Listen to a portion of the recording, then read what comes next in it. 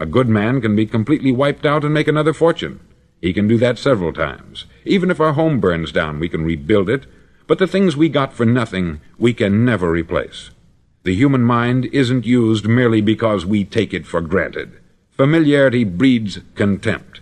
It can do any kind of job we assign to it, but generally speaking, we use it for little jobs instead of big important ones.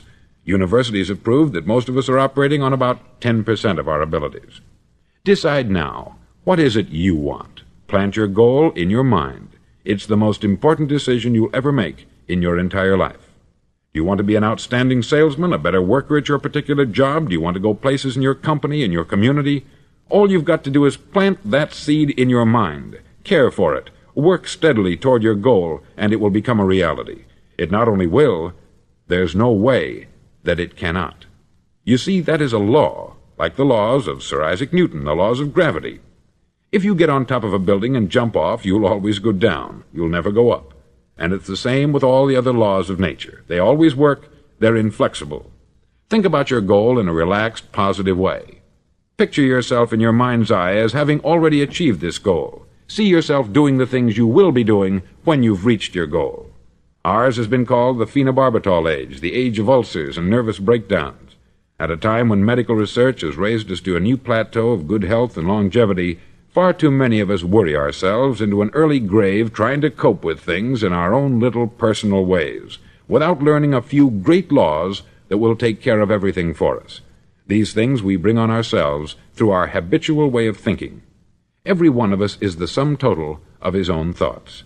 He is where he is because that is exactly where he really wants to be, whether he'll admit that or not.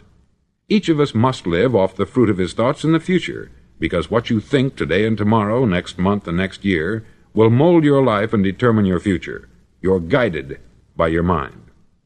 I remember one time I was driving through Arizona, and I saw one of those giant earth-moving machines roaring along the road at about 35 miles an hour with what looked like 20 tons of dirt in it, a tremendous, incredible machine, and there was a little man perched way up on top with the wheel in his hands guiding it.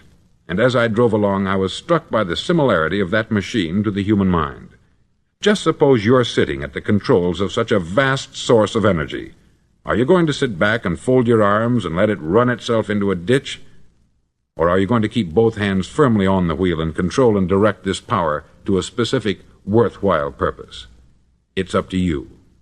You're in the driver's seat. You see, the very law that gives us success is a two-edged sword. We must control our thinking. The same rule that can lead a man to a life of success, wealth, happiness, and all the things he's ever dreamed of for himself and his family, that very same law can lead him into the gutter. It's all in how he uses it, for good or for bad. This is the strangest secret in the world.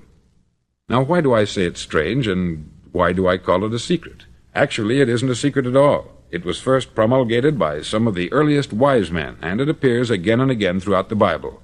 But very few people have learned it, understand it. That's why it's strange, and why, for some equally strange reason, it virtually remains a secret. I believe that you could go out and walk down the main street of your town and ask one man after another what the secret of success is, and you probably wouldn't run into one man in a month who could tell you.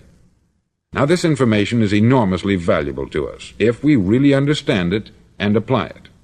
It's valuable to us not only for our own lives, but the lives of those around us, our family, employees, associates, and friends. Life should be an exciting adventure. It should never be a bore. A man should live fully, be alive. He should be glad to get out of bed in the morning. He should be doing a job he likes to do because he does it well. One time I heard Grove Patterson make a speech, the editor-in-chief of the Toledo Daily Blade, and as he concluded his speech, he said something that I've never forgotten.